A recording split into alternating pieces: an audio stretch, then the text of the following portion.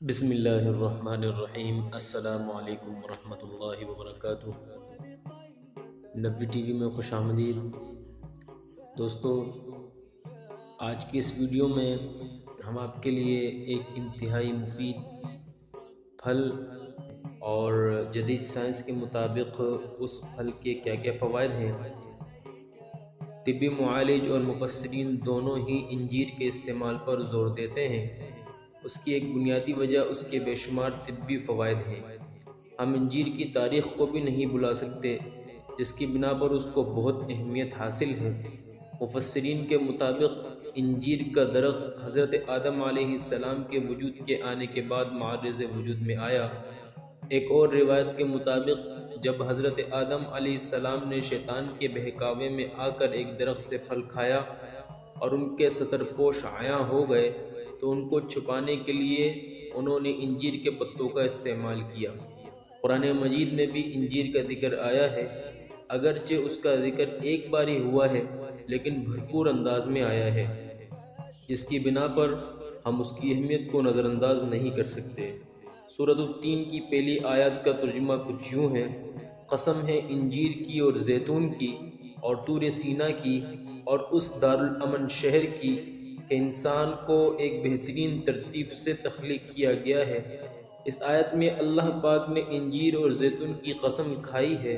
اس کا مطلب ہوا کہ یہ پھل صحت کے لحاظ سے خاصی اہمیت کا حامل ہے۔ رسول پاک صلی اللہ علیہ وسلم نے بھی انجیر کے استعمال پر زور دیا ہے۔ ایک روایت کے مطابق آپ صلی اللہ علیہ وسلم کے پاس کہیں سے انجیر کی تھال کا تحفہ آیا۔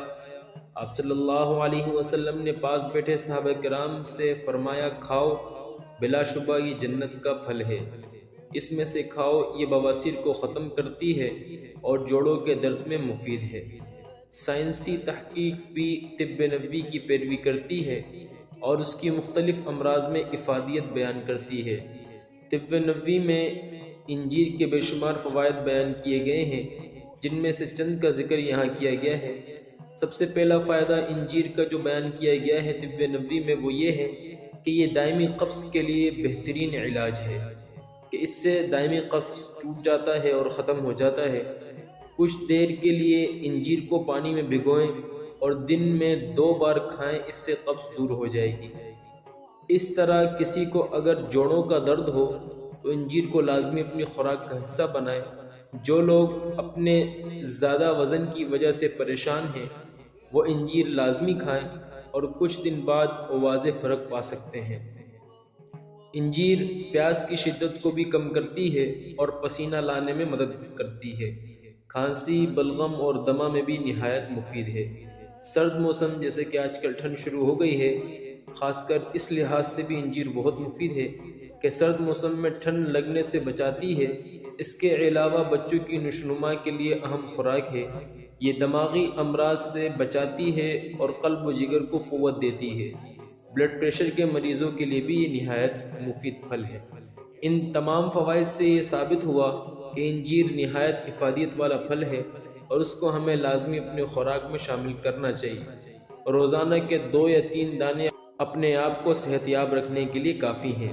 آپ اس کے دانے بھی کھا سکتے ہیں یا دودھ میں بھگو کر لے سکتے ہیں۔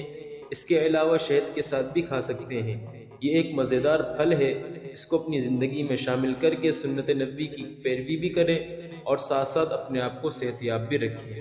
دوستو، اگر آپ کو ہماری یہ ویڈیو پسند آئی تو چینل کو لائک اور سبسکرائب کریں اور بیل آئیکن کو دبا دیں، اور اس ویڈیو کو زیادہ سے زیادہ اپنے دوستوں کے ساتھ واٹس ایپ اور فیس بک پر شیئر کریں۔